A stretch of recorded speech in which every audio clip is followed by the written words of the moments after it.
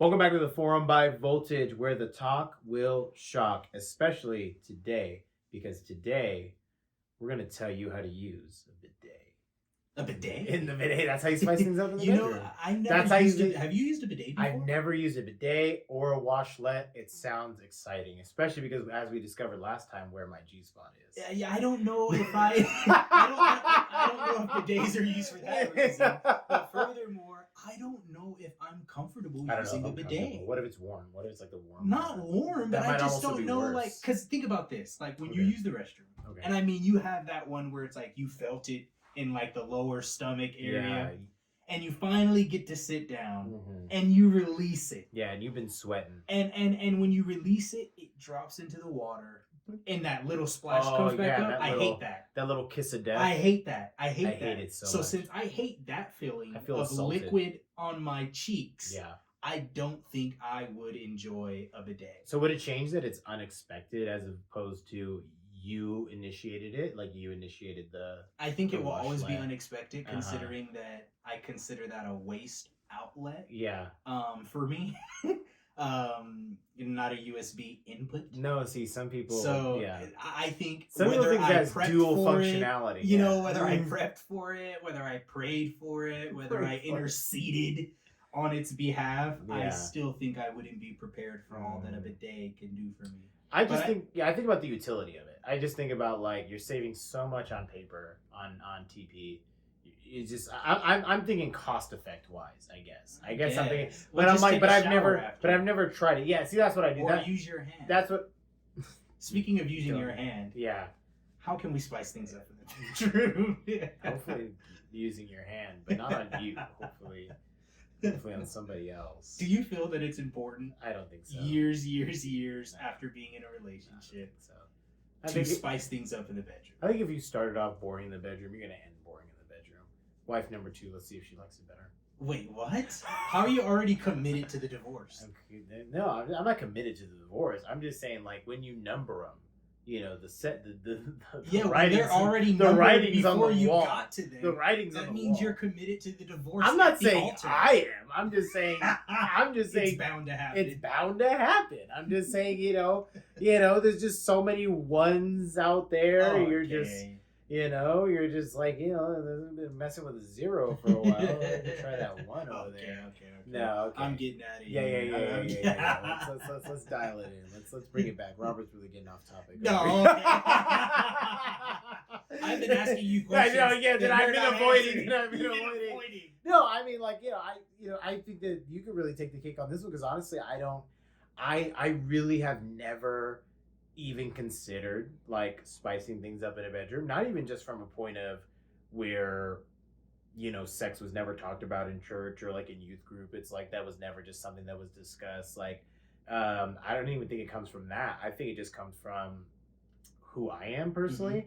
Mm-hmm. I think in general, you should be romanticizing your partner, your wife, your husband. I think you should be keeping it romantically engaged, because I think that it's very easy to become, I am in love with you or I love you. Mm-hmm. Those are two different actionable loves. Like, I love you is pretty much a noun. Like, and I'm in love with you is a verb. Mm-hmm. So it's like one incurs action, one incurs just like, I guess routine. Mm-hmm. Right? If I love you, that's a routine. I say, hey, I love you. I'll see you later. Bye. That's a routine. I'm in love with you indicates that there's going to be spontaneity. There's going to be a change. There's going to be shifting going on. There's going to be, I'm going to be doing things that maybe aren't classified as spicing things up. Correct. But I'm going to do things that show that I haven't stopped trying. Yes. Right? Yes. You got to continue to fall in love with that person. And I don't think that only starts in the bedroom.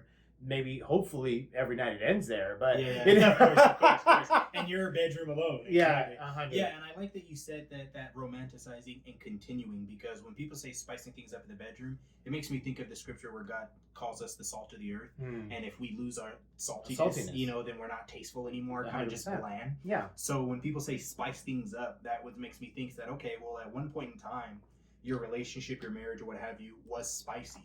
And now it's no longer spicy. It's just bland.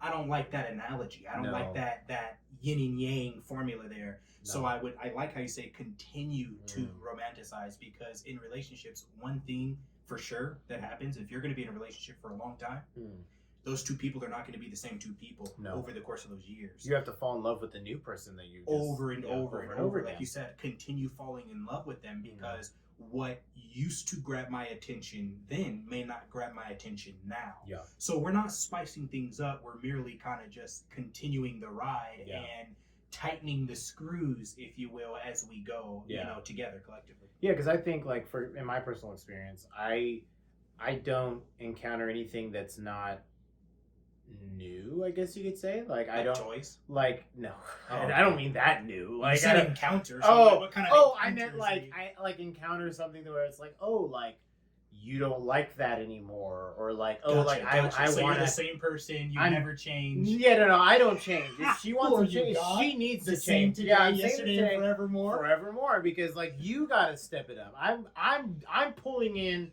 I'm pulling in, as I discussed with you before. I'm incrementally increasing my ability to perform. It's always it's the same talent, but I'm going from 1% year 1, 2% year 2, 3% year 3, and then I'll make it 100 years if we live that long. But it's like I'm always giving more because I haven't given you 100% to begin with.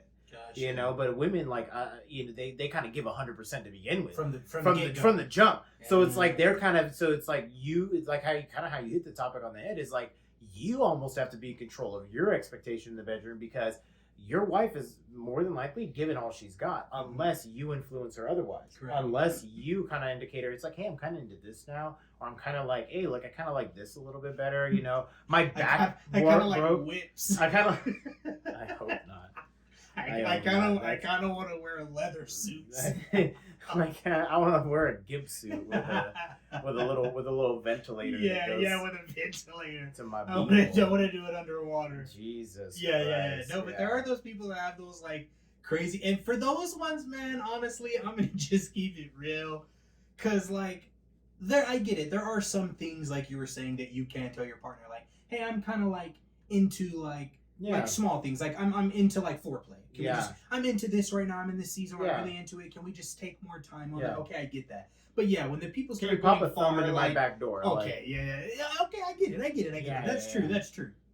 But when people start going to like, when they start getting to the like conventions, or like, or like I want you to come to this house with me. There's an upside down pineapple at our neighbor's house. We should go over there. Yeah, it's kind of like, we should have dinner with them. Continue to romanticize them, but let's be honest. Like, don't make the romanticizing or the continuum of falling in love for your partner. Don't make them have to like compromise their morals and then outsource it. Like now I have to like do these things for you because I love you, or well, if you love me, these are my needs. Don't you want to satisfy me? No, that's what you call narcissistic control by trying to say, well, if you love me, you would do this. All those if and then statements. Like, that's a dumb way to come from it. If you love me, if A, you will do B. That's normally not how reality works. Like, because if that's how reality works, everybody would have what they wanted. Correct. Like, if hard work equaled more pay, everybody would be rich. And you really don't want the if and then statements when it comes to things like this, because like when people say like, oh, if you truly love a person, let them go. Okay, well, if you really want me to operate in my love for you, I probably would have to just let you walk off. Why? Because of what we talked about in our last pod. Go check that one out. We did a little glimpse of it. We're talking about men being erased. Yeah. And now we have women bathrooms and gender neutral bathrooms. No more men only bathrooms. When we talked about that, I realized that they're trying to cancel men. You know what I mean? We saw that about the gender bathrooms and stuff like that. As men being that assertive men, I'm going to probably, do things assertively or do things as a man that may, I don't know, make you sad. Yeah. You see what I'm saying? So it's like I might choke you a little bit too hard. Yeah, but okay. But I love you though, right? I love you as a man. I love you as a man. I'm supposed to be here and love you and stuff like that. As a man. We don't want to use those if and then love statements because the things that we do, we do them out of love, but it's not because, you know what I mean, we love you. Like, I think it's dangerous to make like, if you love me, if you're like, and I'm not going to say where I get this example from, but there's an example that I hear about. It's like, well, if you're the husband, you should be doing this. If you're the father, why aren't you acting like this? And it's like, and then you're hearing that from, like, if you're that person being spoken to, you're hearing that from the mother or the wife, right? And the wife's like, well, like, if you were a real man, like, we've heard those kinds of things. You real, you would get your son or whatever, like that kind of stuff. It's like, yeah, but you're playing a dangerous game. Yeah. Because now you're also putting the spotlight on yourself. You're also putting the spotlight on yourself, and man, or let's say a man says that to a woman, because there's men who maybe say that to women sometimes. It's like you're putting your significant other in a spot where now all they could think about is all the ways that you're failing and that you're letting them down. So when you're putting these if and then statements out, it's like you're eliminating love. You're eliminating love from the argument, from the conversation, and all we're thinking about is factually, you don't vacuum, you don't cook, you don't clean, you don't this. It's like now all I'm doing is I'm just racking up like facts. I'm racking up like bulletin points of how wrong you are. And especially because like I'm a man, it's like I am going to win this argument or whatever. It's like I'm going to win. You could walk away upset, but guess what? I won. Like, and I don't want to do that because that eliminates love. Correct. It eliminates love. So if you want to talk about spicing things up in the bedroom, I know that seems like a far-fetched way to come back to the roundabout to that, but I think that it's, again, what I said earlier, it starts outside of the bedroom. It starts being able to have like a connection that goes beyond just saying sex. Like that goes beyond sex, because you can't have a meaningful sexual relationship with your husband or wife when the conversations you have aren't meaningful. Like the only conversation you're having is like, hey, Timmy's got to be at soccer practice. Okay, I'll take him. It's like, oh, can you do this? Yeah, okay, I'll get his snack ready. Okay. It's like there's nothing meaningful or joyous. So when you come into the bedroom and you're like wondering like, why isn't like my wife letting me touch her? Like, why does she seem annoyed by my presence? It's because you guys had no meaningful conversation the entire day. Yeah, there's no connection. There's no connection. There's nothing there. And that's what you realize as you get older. See, when you're young, you can just about, hump anything. You can go out there and you can get your rocker on a tree bark if you want. You could slap a cactus. Then you just you might grade yourself like cheese, but that tree bark might take care of you. But as you get older, you realize as you get older, you realize that the purpose of that connection, that intimacy, is into me that you see. You know what I mean? The love guru. The love guru. Love guru. It's that intimacy. You know what I mean? Like, and that intimacy, it goes further than just physical touch and that feelings that you get from, having sexual relationships. Like, no, intimacy starts with, conversation, intellect. You know what I mean? Are you stimulating my intellectual mind?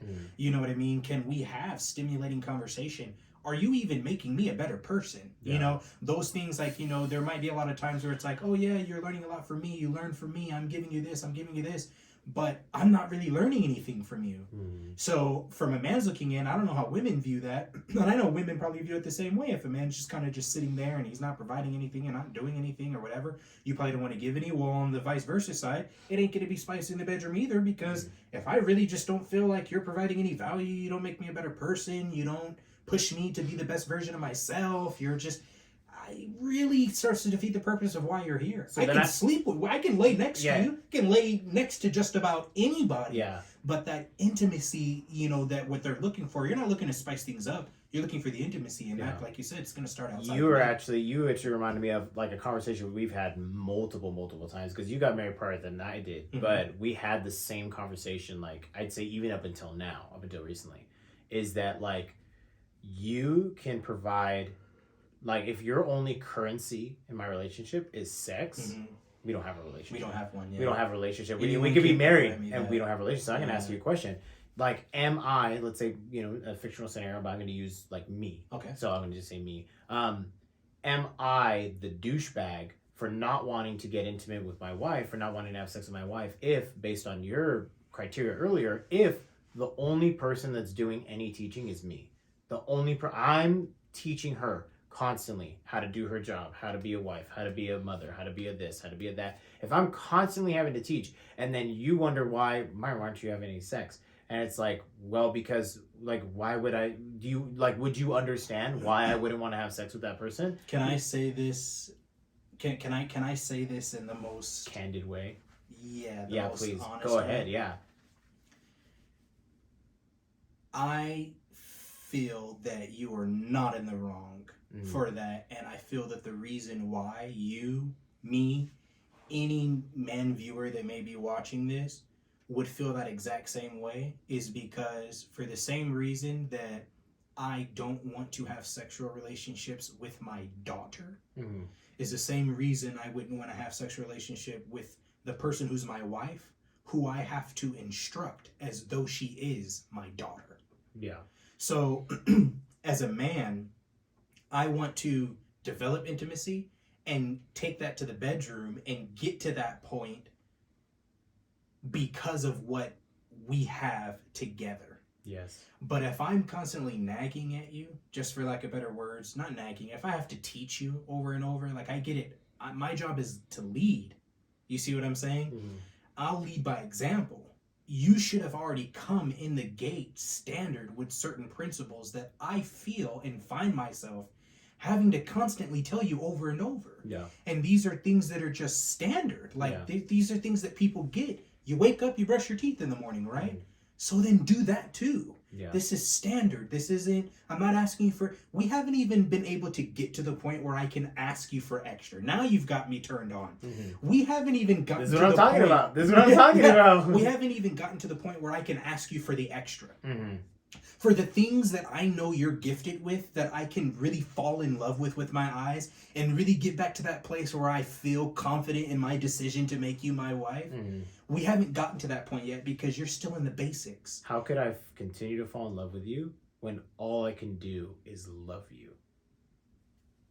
And most people don't understand that. And what that really means is that when you talked about, see, being in love with you, I'm in love. I'm in the love that I have with you. I'm a part of it. It's me. You're a part of me. I'm a part of you. When I love you, it almost just becomes like I'm tolerating you, which means I'm not infatuated with you anymore. But I'm not gonna hurt just you. Operating in grace. So when it's like, oh, I love you, that means that I have grace enough to put up with you and not cheat on you, even though I know I have to work on myself, pray, because you're not providing me anything for me to want you, but I still have needs. Yeah. And I still have like a job to do. Like I haven't quit. Correct. I didn't get a divorce. I didn't do anything. So if of course I love you. It's like, but I'm also I'm not motivated beyond loving, like beyond that I love you. Yeah. Just the same thing with, like how you mentioned, like with your daughter, like with your children. It's like, you're not motivated beyond, like, I have to provide you a household. I have to provide you food and water. I have to provide you this. Like everything else that I do aside from that is extra. It's like, that's all I'm required to do by law or whatever. And it's like, obviously, you're not a super great dad and that's all you do, but it's like, but that's all you're required to do to be a father, a dad, a whatever. It's like, so the extra comes from the desire to share love and the desire to like, okay, I love you, and I'm like, but I also want to do things for you. It's like, so why isn't that both ways? Like, because when it's in my relationship, it's the reward. So like, it's the same thing. This is when with that example, when I would just say this first. When a man is constantly having to teach and tell his wife the same things over and over and over and over and over and over and over and over. This has been multiple times and she just still hasn't gotten it. You're a child, and I'm going to call you a child. I'm going to treat you like a child. I'm going to approach you like a child, because children are the only humans that I know that just don't retain information after being told multiple times. So the reason is that they're a child. I have to look at it as a kid. Like you said, as a father, my job is to provide you with the bare essentials. You know, that's the bare essentials. The extra is the rewards I choose to give you as a father to express and demonstrate the love and appreciation I have for you. Now, with a wife, you know, when you're married with a wife, there's things that you have to do as well. There's things that I have to do. I'm not going to get rewarded if I just sit here and don't bring money. I don't work. I don't do anything. And I'm a bump on a log. There's things you have to do as well. It may look different work than mine, but there's things that you got to do. If you're not doing them, and I constantly have to tell you over and over to do them, like I have to constantly tell the kids over and over to clean the toothpaste, close the put your toothbrush away, clean your room, fold your clothes. I have to constantly tell you that, and I have to constantly tell you that stuff too. Well, I'm the only adult here, and I'm not rewarding anybody because you guys are all being disobedient. Yeah. You're just being defiant, and you won't listen. So, yeah, no, I'm not buying you jack crap. You're not getting anything because I'm not going to condone the behavior. Yeah. You see what I'm saying? And the unfortunate part is, and it's both ways too. Not that we're like harping on just like women are bad or whatever. It's like because there's men that do the same thing. Absolutely. There's men that are emotionally unavailable, or they're just like, oh well, I go to work and I come home, but I'm not going to participate with anybody in the home. Like that's there's both ends of the spectrum. But it's just more commonly today that it's a man who's kind of left holding the bag. Like having to just kind of like, hey, come on, like, what are we doing? Like, I saw a guy who like had posted something. He's like, oh, lovely. He's like, I just came home from work to come home and work. Like, I love that. Yeah. Like, and it's like, and unfortunately, it's like, yeah, sometimes it's like, you look, I just fought a battle at work, or I just fought a battle outside. It's like, I don't want to have to fight a battle at home. Correct. Don't be a leaking roof. Don't be a leaking roof. Like, the Bible talks about leaking roofs and how annoying and inconvenient it is. Imagine being asleep at 2 a.m. You're getting the best sleep in the world, and then water's just leaking and dropping on your face, and it just won't stop. And no matter how many pots and towels and contractors you bring out, the roof keeps freaking leaking. Yeah. Stop leaking. Yeah. And that goes on both sides. The Bible talks about it on the wife side, you know what I mean? And let's just be honest, because very rarely do you find husbands being the ones that are kind of nagging, you know what I mean? That's why even when you were saying, like, for an example, if a man has to tell his wife over and over, he's not nagging, that's teaching, you know what I mean? But on the other side, it's not the wife's job to teach the husband, it's your job to inspire me, you know what I mean? And sometimes to instruct, like, for example, like, you kind of brought up a good example earlier. It's like, if I have to tell you the same way I tell my child to brush their teeth, or to clean this, or to, like, clean up your toys, it's like, and I have to tell you to clean up your makeup, clean up this, clean up that. It's like, well, in the same way, it's like the example could be given. It's like, well, if your wife's always telling you to throw out the garbage, and like you never just think, oh, the garbage is full, I should throw it out. It's like, you don't have to tell me. Like, if that was a problem I have, I would recognize. I'd be like, wait, yeah, like, I always just walk right by the garbage, and I'm just like, it's full. So I'm trying, not just because I'm like, oh, like, I'm saying it's some grandiose thing to honor your wife to throw out the garbage, but because it's a symptom of a greater action. It's like, oh, I'm just choosing to ignore that. I'm gonna step in. I'm gonna say, hey, you know what? I'm sorry. I'm gonna notice it, or just, hey, like, if you want to just give me a look, like, hey, I'm like, hey, you know what, say less, I'm gonna go throw away the garbage, or whatever. And then, eventually you would hope that being an active partner, wanting to be in love with my partner, I'm gonna say, I'm gonna go out of my way to make sure that just becomes a part of my routine, and it becomes like just as rudimentary as breathing, that when the garbage is full, it's taken out.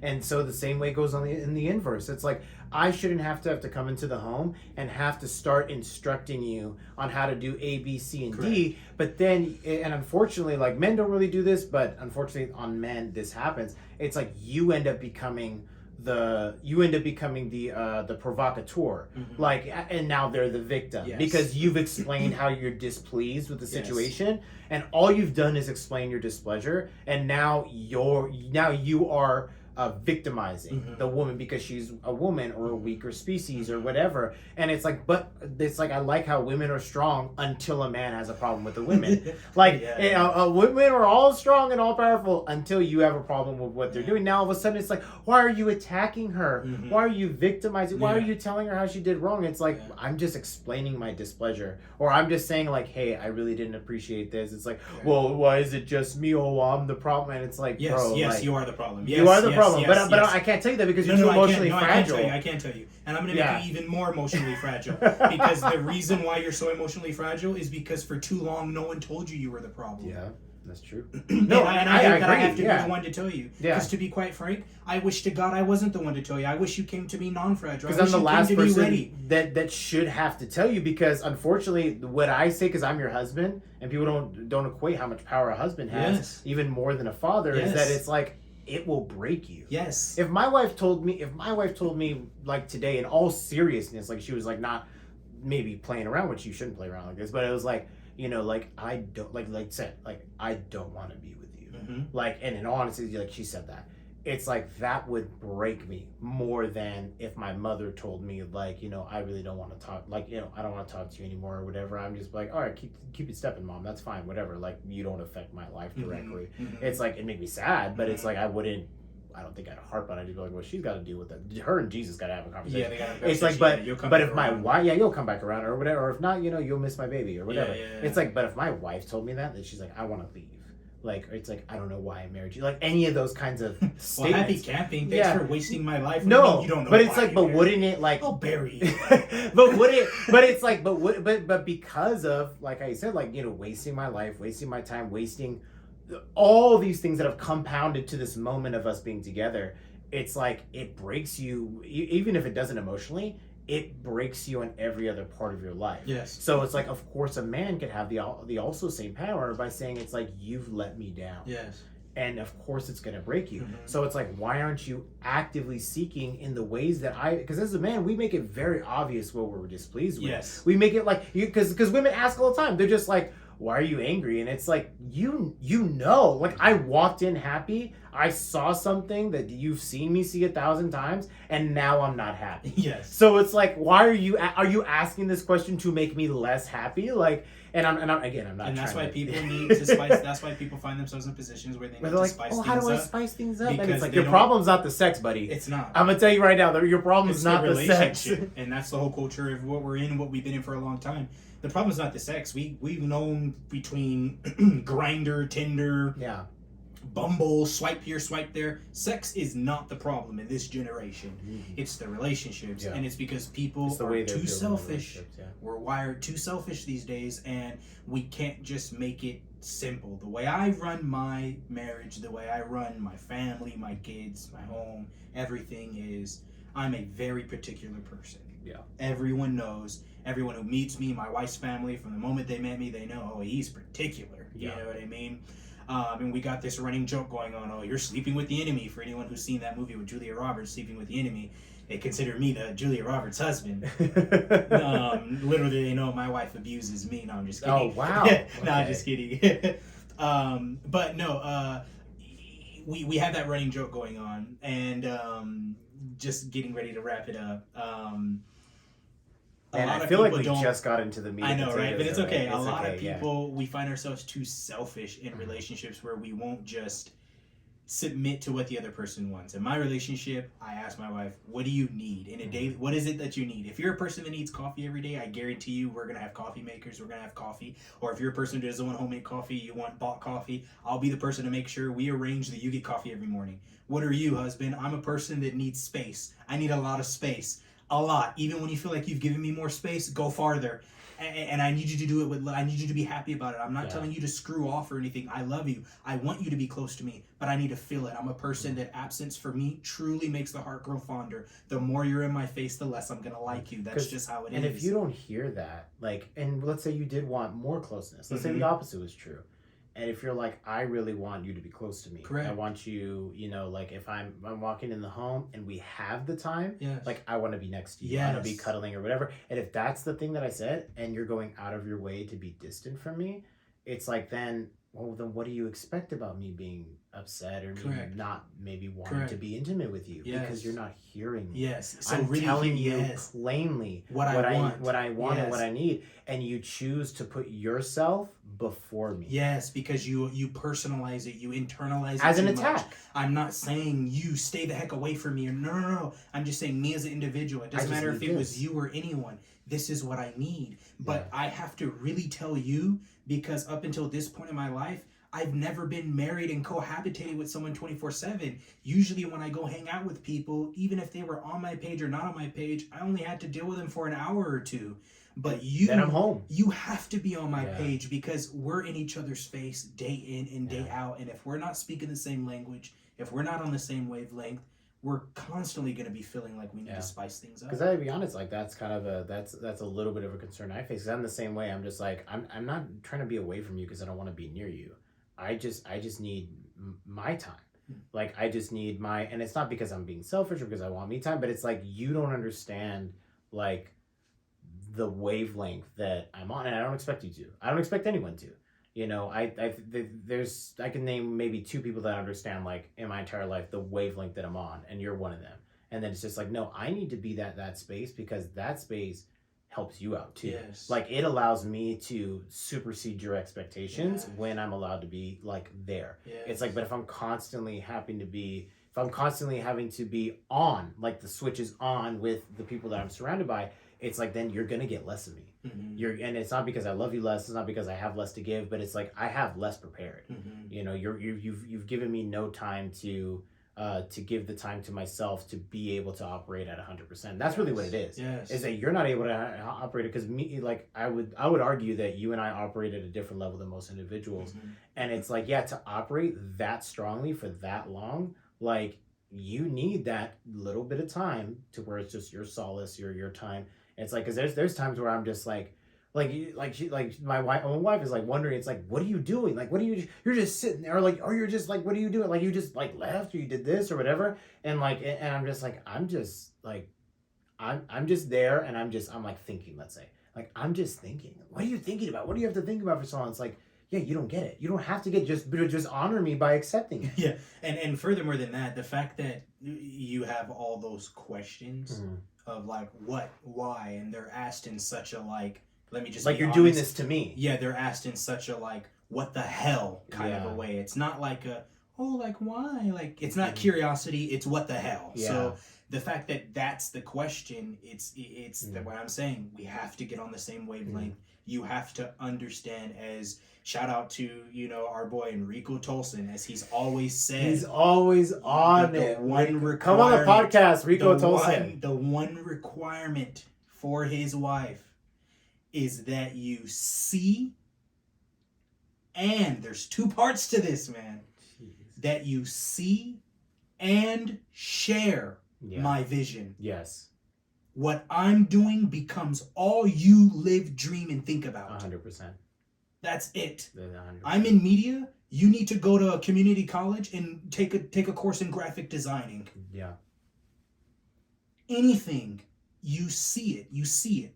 First, you saw it. You understand me. You understand the person it's going to require me to become who you know I'm destined to be. Mm-hmm. And now you're sharing in the work. You're sharing in the sacrifice. Yeah. Sharing in all of it. Because if you want me to be that person, you got to realize I'm not going to have all the time. There's two things. Shout out to TD Jakes. And then that's the last thing I'm going to say. Shout out to TD Jakes. He did a Father's Day message. He said, 2 things that a man has to offer: money and time. But you can't have them both. Yeah. So as my wife, if you want money, you want success, you want our children to go to the best schools, you want them to have the best opportunities, you want us to grow up in the greatest neighborhoods, then I don't have time. You're not going to get the most time from me. If you want my time, we ain't going to have money. We're going to go get an apartment.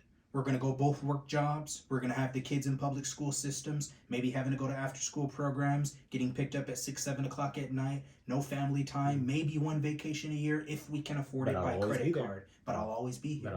You'll always have me. Yeah. But you got to pick one because you can't get them both. You got to pick one.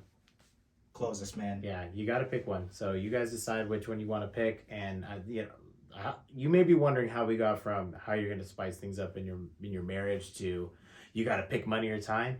But it roundabouts all the way. You know, you're not going to be able to have it all. You're not going to be able to have it both.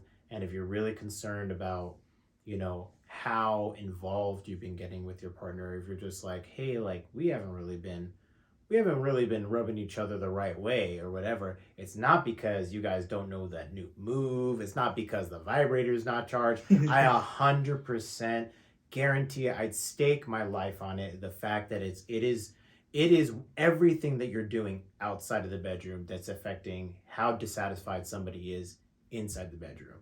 Because I'll tell you, and I'll close this out on this, that if you are listening, if you're really hearing, if you're really paying close attention, and you were actually understanding instead of rejecting what your husband or wife is saying, it's very obvious, very plain, then you would know exactly what they want in the bedroom. Because chances are, I've said it. Chances are, like my, you know, I don't know, an anime thing passed by, and I'm just like, how much does that costume cost? Like, chances are I've said it. But you're just so much in rejection mode instead of understanding mode that, like, by the time we get to the bedroom, you're just like, well, what do you think? I'm just like, I need you to step on my throat. Like, and then you're just like, she's like, what? Why? And I'm just like, I've said it. Like, you're just not listening. But anyways, thank you guys so much. Thank you guys for listening. Please continue to tune in week after week. We are so excited for everything that's going on. We're going to be doing so much more. Thank you, Robert Lee McLaughlin, for always joining me. You know, I am so excited. Thank you to Kevin, always our production officer, manager, liaison. He's incredible. Continue to follow everything we're doing here. We're coming out with more stuff. Continue to subscribe so that you know exactly what's happening next. Thank you guys so much. God bless you guys.